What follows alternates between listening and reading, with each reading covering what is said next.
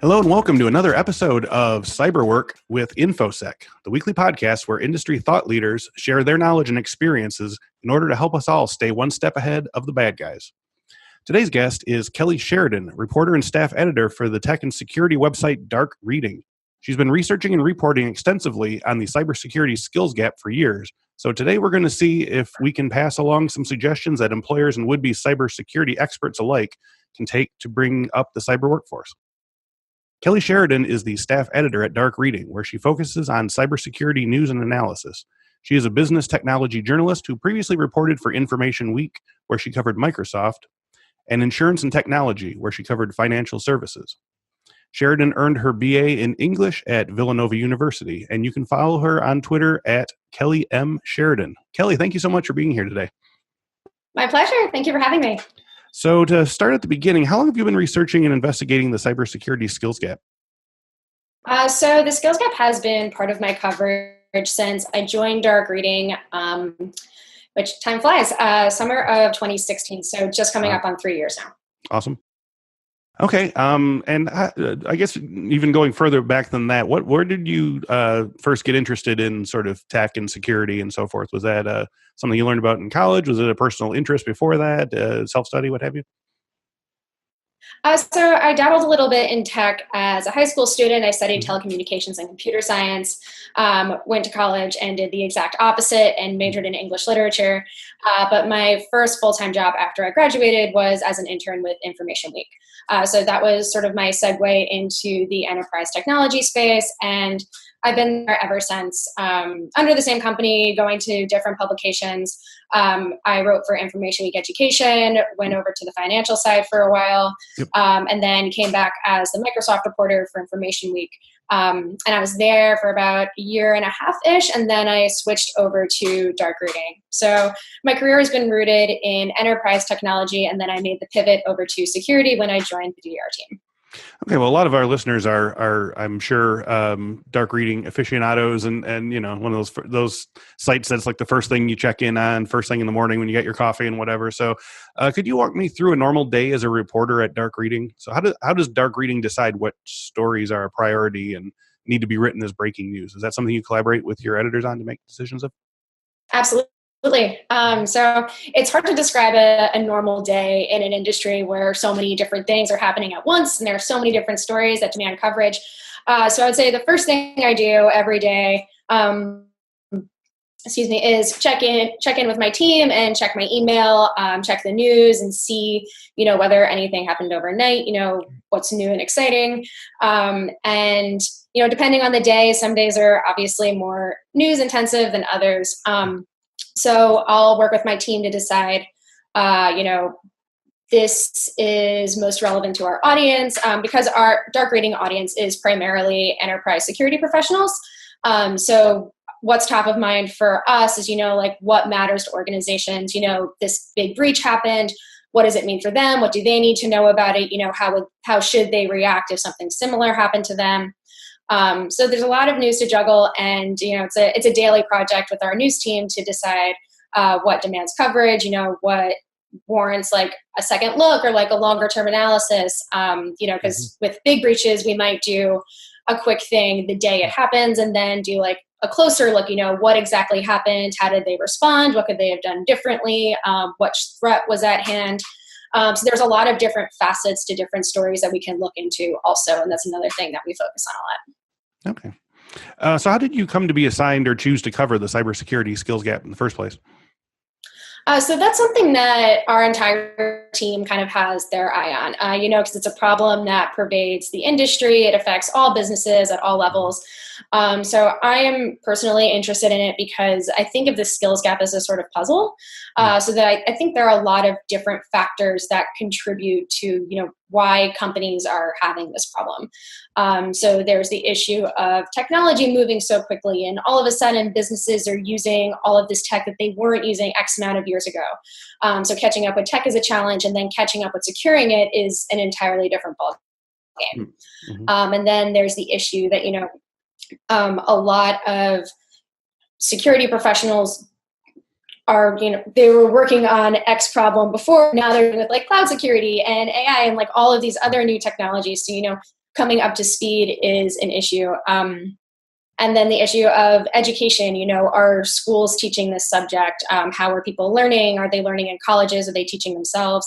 And, where do you find these candidates? So yeah, there's so many questions to answer, and I'm really interested in, staying on top of this space and exploring all of this.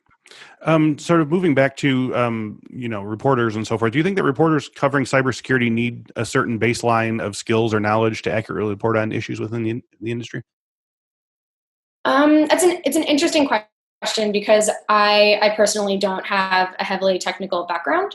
And so we live in a time, I think, when you don't necessarily need a super technical background to report on something like cybersecurity. Right.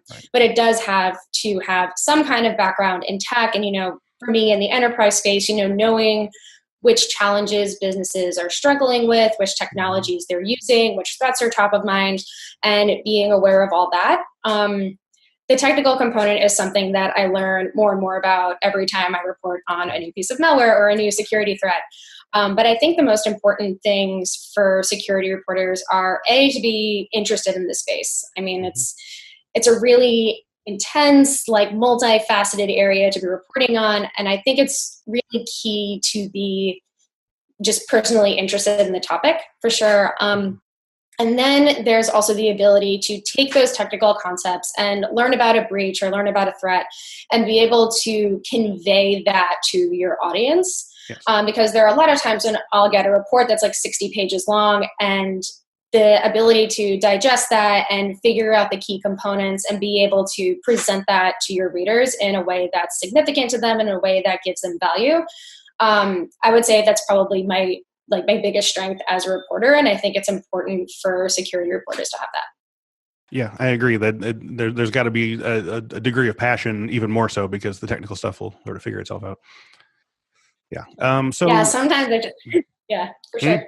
Yeah. So, to sort of get into the meat of the matter, I was looking at some of Dark Reading's materials about the skills gap, and your article specifically, Security 101, How Businesses and Schools Bridge the Talent Gap, noted some disturbing statistics. According to ISC Squared's 2018 cybersecurity workforce study, the shortage of experts in security has hit 2.93 million, and that 63% of respondents reported a lack of security staff, with nearly the identical percentage saying that they realize the shortcoming puts them at moderate to extreme risk. And there's something about that. It seems like people in corporations understand the magnitude of the issue of the skills gap and the lack of qualified cybersecurity personnel in their company, but they seem to feel helpless to do anything about it. Why is that? Why does the problem seem to ordinary people to be so beyond their control? That's a great place to start. And I think it's definitely becoming a more and more pressing problem.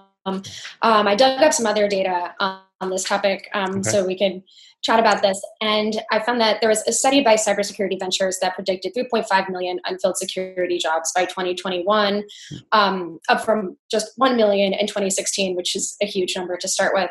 And a separate study found that the skill shortage has gone from the 5th most pressing concern to the top concern among security leadership. So definitely we live in a time when businesses are becoming increasingly aware of the problem, but they're having trouble finding people to fit those roles. And this isn't just a matter of finding bodies who put in empty seats. They're looking for talent. They're looking for people who have technical skills and communication skills, and they're looking for people who can grow within their organization and stay there. And, and above all, they want to be able to, keep these people over time and not lose them to other organizations, which is definitely an issue. Also in the security space is keeping the people who you are able to hire and who you are able to afford. A big challenge is that a lot of the people who are really good and who have been in the industry a while are both expensive and they're in high demand. So you have companies fighting over these people who have been in the industry for a long time, and they've built this level of expertise that makes them really, really good at what they do.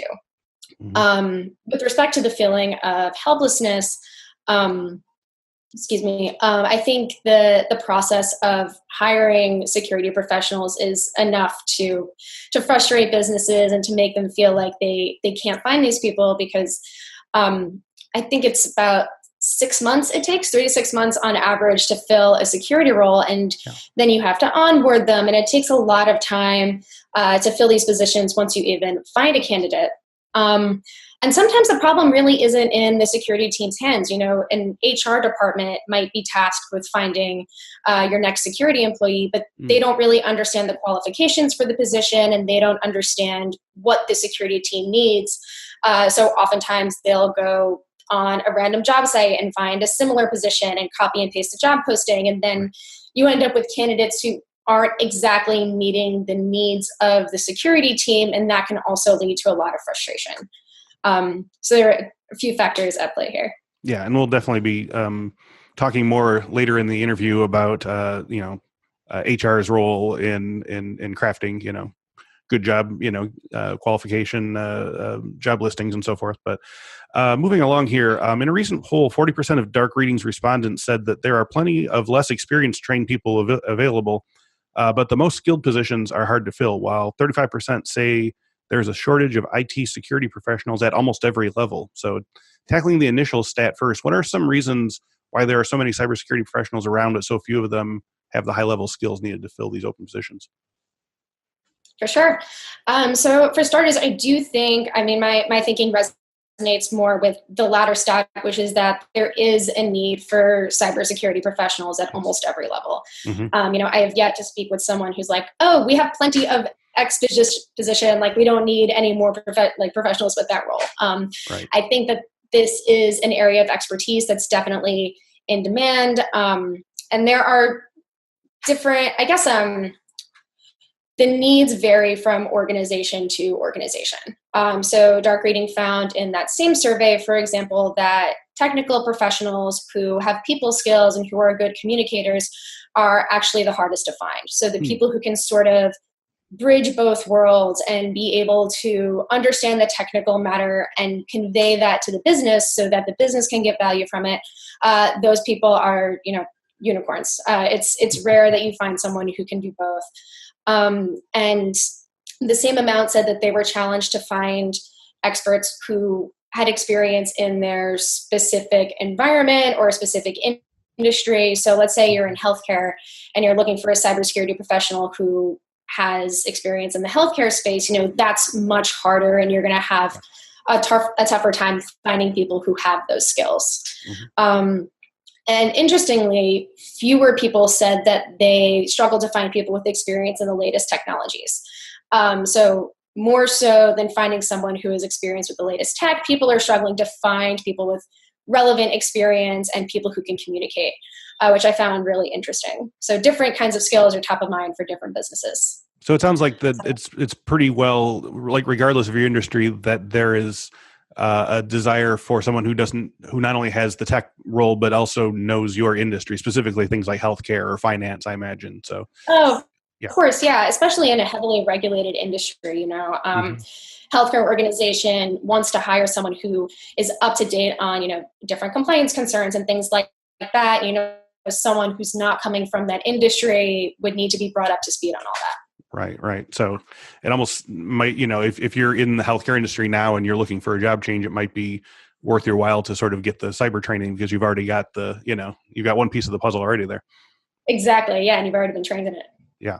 So according to a recent Kaspersky study that I read, it says most young women in the US, Europe, and Israel have already decided against a career in cybersecurity by age 16. Do you think that the cybersecurity industry has a marketing problem in terms of like women and minority candidates? And do you have any strategies for attracting more women and minority candidates to the InfoSec industry? So the topic of diversity and women in InfoSec is another topic that I cover quite frequently. And the marketing problem, I think, can be expanded to tech as a whole, and like specifically in cyber. Just the idea that this is such a heavily male-dominated industry, and traditionally has been a male-dominated industry, and that can kind of be a red flag for women who are looking for community, and they're looking for mentors, and they're looking for people who they can, aspire to be and connect to and things like that. So the lack of role models in the industry, I think, has historically made it difficult. But that said, I think that there are more women who are entering the space. My colleague recently reported on an ISC squared study that found women make up 24% of the cybersecurity workforce when taking into account the women in IT whose daily jobs involve cybersecurity. And the same study took a closer look at the ages of cybersecurity professionals and found that millennial women make up 45% of all women in the industry, compared with men who make up 33% of men. So there is progress being made, and it seems like more of the next generation women are coming in and sort of bringing more women into the space. But so it's nice to see those numbers and to see things going up, but there definitely is still a major diversity gap between men and women. And I think part of the solution is just, over time, we have kids today growing up who are surrounded by technology, and they're learning how technology works from a really young age. So by the time they get to the point where they're thinking about careers, they already have all of this experience and all of this exposure, and a tech career seems far more accessible to them because they already have background. And I think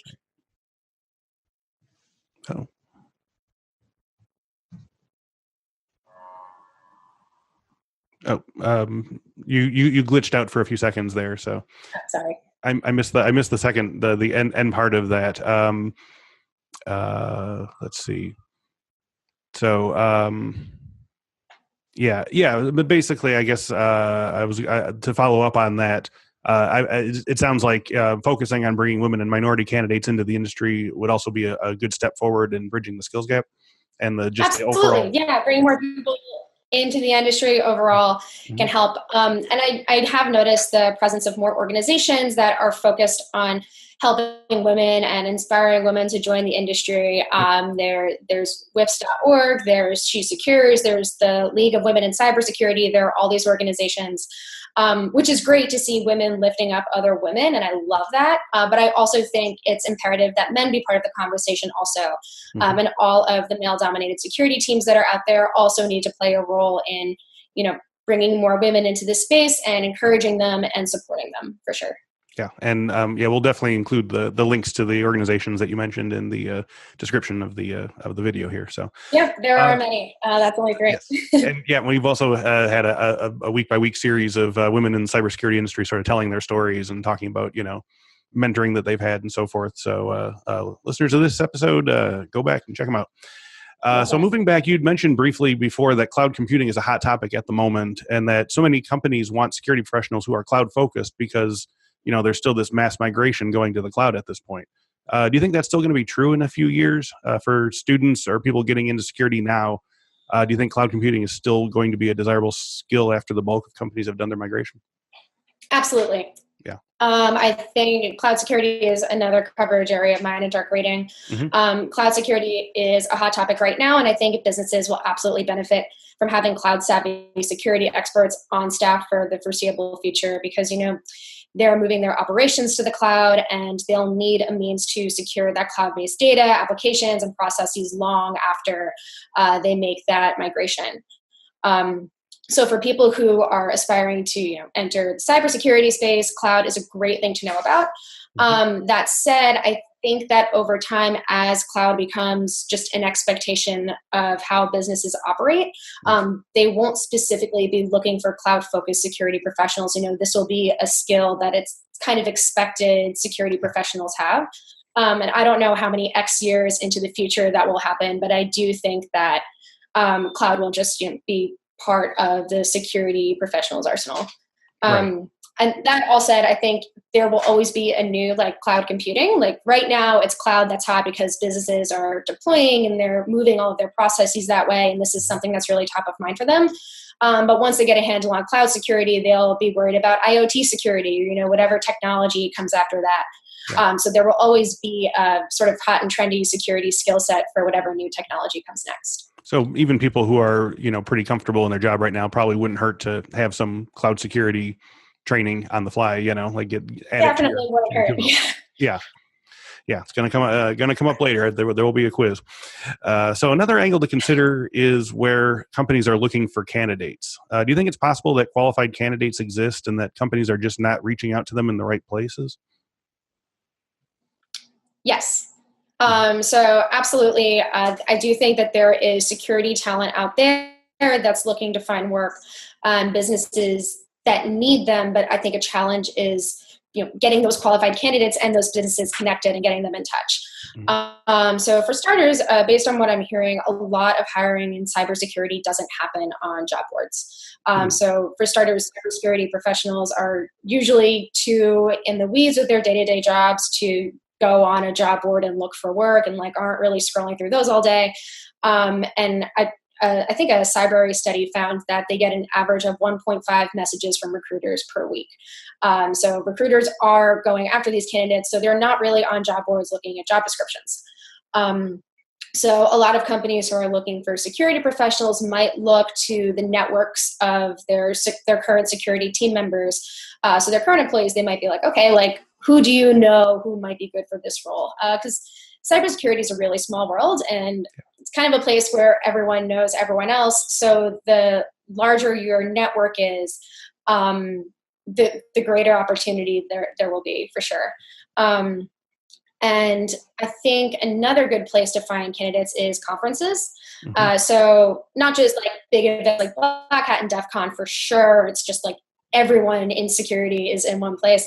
But there are also a ton of local and regional conferences that are designed to bring people in those communities together. And I think those are really important. They're great for networking. You can meet people who are dealing with your same challenges and people who you can collaborate with and learn from.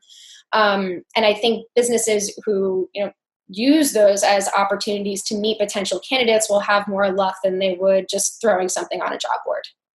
And another place, there's another place within their own organizations. So I think for a long time, companies thought that they had to look outside their organizations to find security talent. There's no way that someone could do this who we already have. And now that the skills gap is such a challenge and they're having such a hard time finding these people, they're starting to look internally. Is there someone on our IT team who really stands out, who has the risk management and detail-oriented skills that we could use in a cybersecurity professional, and maybe think about moving that person over. So I think internally you also get the benefit of having someone who already aligns with your culture. So if you're bringing in someone from the outside, you have no way of knowing whether they'll click with your team, whether they'll like your organization, whether they'll get along with people. But if you have someone who's already excelling in that culture, it's a huge bonus if you were to bring them over to a security team. Now I want to kind of move from there to just the levels of education and knowledge and so forth, because the speed at which up to the minute knowledge changes in the security game each year. One of the convenient metrics they use is that up to date knowledge has a half-life of about 2 years, which means that roughly every 2 years, half of the knowledge is just not useful anymore. Is the issue bigger than just getting people onto that skills treadmill so they're staying fresh? Is the technology moving so fast that people can't get caught up? Yeah, I think that right now is a really interesting time to be asking that question. As I mentioned earlier, we're in a time when there are so many new technologies at once. And I think a lot of that technology has entered the workforce, and now businesses are struggling to keep up with tech in general, much less securing it. So 2 years even seems generous at a time when we're waking up to a new application or a new service or a new technology seemingly every other day. But I do think that over time, as people become accustomed to using this technology all the time and working with it, and as, people who are students today come up and they come into the workforce and they're used to being surrounded by all these technologies, I do think that might lessen the learning curve a little bit when it comes to staying on top of securing all these technologies and figuring out how they work and how they fit within a business. Right now, it seems like things are moving at 1,000,000 miles an hour and people are racing to keep up. But I would hope that, in future years, as we bring more people into the tech space and into the cybersecurity space, that maybe we won't be speeding along on the treadmill with no hope of catching up at all. Okay, well, that's interesting. So you're saying that basically because sort of the generation that's coming up behind this one is so steeped in all of this stuff that they might be able to sort of learn at a sufficiently accelerated rate that they're going to keep up better with the sort of speed of progress? I mean, I don't know that for sure. It's a suggestion, but Yeah. I do think that being immersed in technology from such a young age will give skills that, people who are in mid-level security roles today had to learn maybe when they were older. So Sure. who knows? I mean, Yeah. that could play out. I could be totally wrong. No, it sounds great. No, and I mean, it speaks to, immersion, whether in, languages or tech or any other thing, if you start early and you're around it all the time, I suppose that definitely will speed things up. So, so moving on from there into, we want to talk a little bit about sort of the turnover rate, because you mentioned that it's hard to not only get someone on board, but also to sort of like acclimate them to your culture of your company or your team or what have you. And we know from reporting in publications like Information Week that the tech sector has one of the top rates of industry talent turnover due to increasing competition for top talent. So when you combine the skills gap with hiring your perfect candidate only to find them soon moving on to pastures greener, the problem gets even more frustrating. So what do you think companies who have trouble finding and retaining top-level talent can do to reverse this trend, if anything? I think there are things that can be done to provide a ray of hope. So yeah, it gets really, really competitive, especially, for higher level security roles to keep the employees who you have. And I don't know the exact metric, but I imagine the turnover rate is, I don't know the time frame, but I imagine it's pretty short that someone is at an organization before they decide to move on. And based on people I've spoken with, training or professional development, continuing education can make a really big difference in whether employees decide to stay with your organization or whether they decide to leave. I've spoken with people who have told me that, before bonuses or other compensation, training is one of the first things that people ask about. Because I think people in the cybersecurity space, they're curious and they're looking for new challenges, and they know that they need their skills to continue developing because there will be new technologies and new threats and new challenges. So they want to learn. The problem, I think, is a lot of businesses are hesitant to give them that education because they fear that their employees will take that information and go use it somewhere else. Yeah.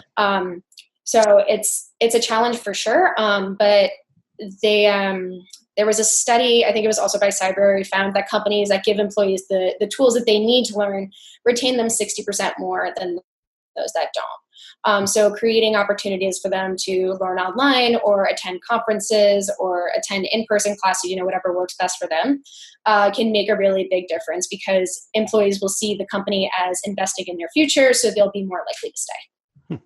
So if you were advising a student entering their education in cybersecurity right now, what would you tell them? What would you advise that they specialize in? What areas do you think they should focus on? What shouldn't they bother with that might not be, happening in a couple of years? Sure. So that's difficult to answer because it very much depends on what the student might want to do. Sure. Because cybersecurity affects every part of an organization, and there are multiple types of skill sets in the industry. So you have the technical skills like penetration testing and forensics and analysis and incident response, but you also have communication skills or policy and compliance expertise. So there are a few paths that someone could take.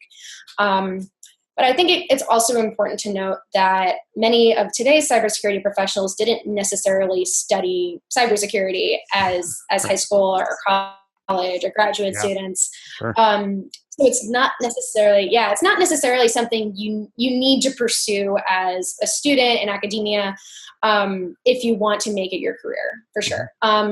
So I think that if you have already graduated college and maybe you're looking to transition to the cybersecurity space, there are a ton of online resources and means for you to build those skills without necessarily needing a formal degree.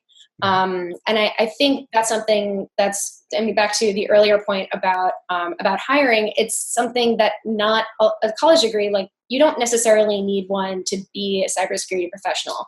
Yep. And it's hard because, that's something that a lot of people ask for on job applications, and they might dismiss someone who doesn't necessarily have a college degree. But in terms of skills that will be in demand, going back to your original question, Dark Reading has done a bunch of reporting on this. So some of the skills that have come up in our stories were automation and orchestration for one. More security teams are going to be using automation for everything from threat detection to software delivery. So future security professionals will be required to stay current on the ins and outs of orchestrating those systems and knowing how they work and being able to manage them. Data analytics is another skill super useful for security employees to have. More and more businesses are using threat intel and risk metrics to inform their security practices.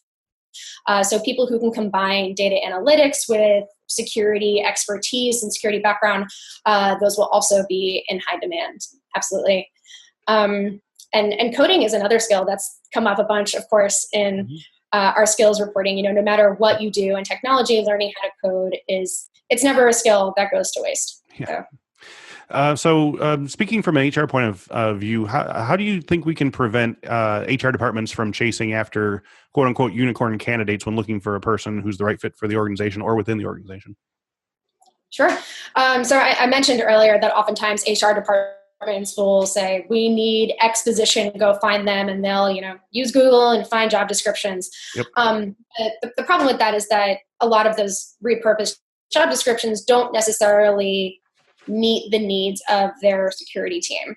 Yes. So they'll ask for things like, we need an entry-level candidate with 5 years of experience, or like a mid-level candidate who has X number of certifications that nobody at that level has. Right. So you end up there's only one, applicant.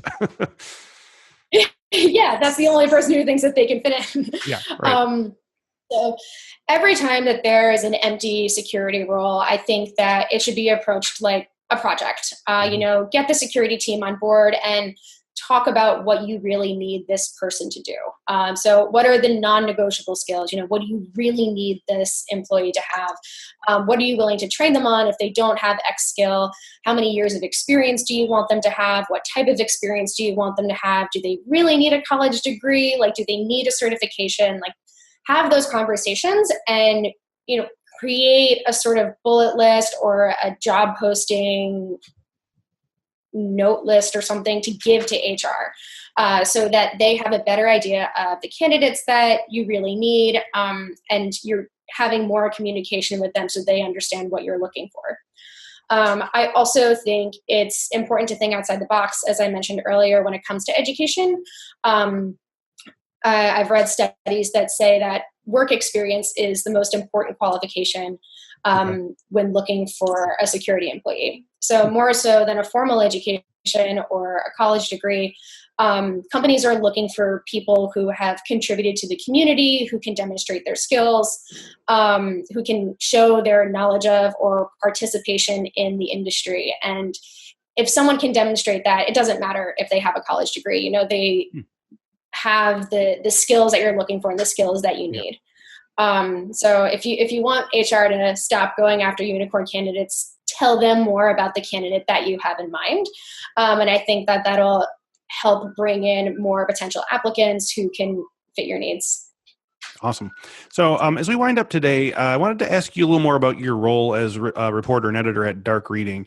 Can you give me a little thought on what you think is going to be the most important cybersecurity story this year? And do you have any predictions of what will be the big stories, over the next couple of months? Sure. So that's a hard question to answer because it's tough to predict what the big story will be or the most important, since that's different depending on the audience.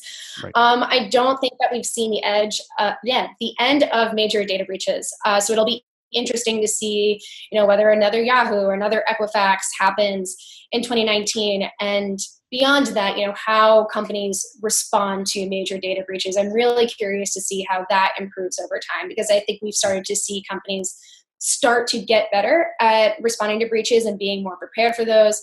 So that's something that I'll absolutely have my eye on. Okay.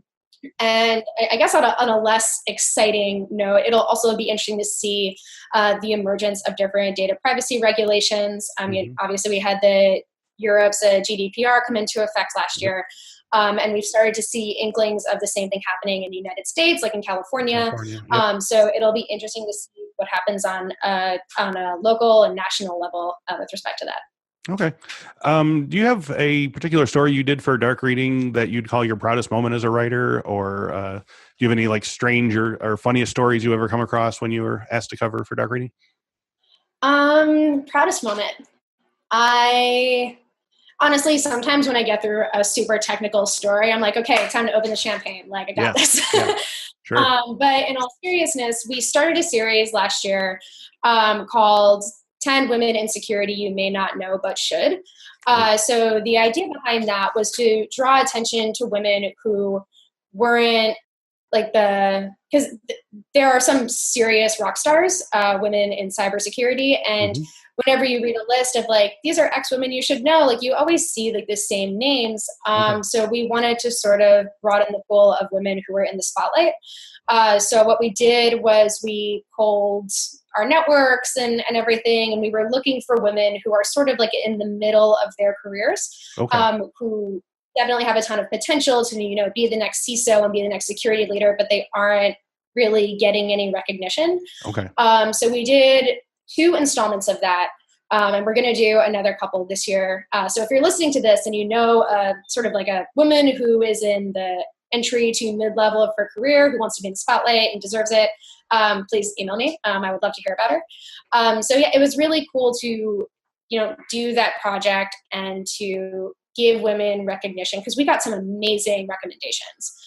There are women who, I'm excited to see what they do in the future.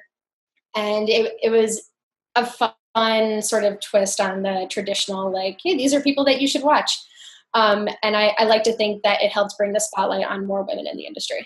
That's awesome. So if our listeners want to read more from Kelly Sheridan or dark reading, or to, send ideas for entry to mid-level women in the industry, where can they go? You can find all of my work on dark reading, darkreading.com. Come check us out if you haven't already. You can also follow me on Twitter, Kelly M, as in Magenta, Sheridan. And yeah, come read us. Great. Kelly Sheridan, thank you so much for joining us today. Thanks for having me. And thank you all for listening and watching. If you enjoyed today's video, you can find many more on our YouTube page. Just go to YouTube and type in Cyberwork with Infosec to check out our collection of tutorials, interviews, and past webinars. If you'd rather have us in your ears during your workday, all of our videos, including this one, are available as audio podcasts. Just search Cyberwork with Infosec in your favorite podcast app of choice. To see the current promotional offers available to podcast listeners and to learn more about our Infosec Pro Live boot camps, Infosec Skills on Demand training library, and Infosec IQ security awareness and training program, go to infosecinstitute.com/podcast or click the link in the description. Thanks once again to Kelly Sheridan at Dark Reading, and thank you all for watching and listening. We'll speak to you next week.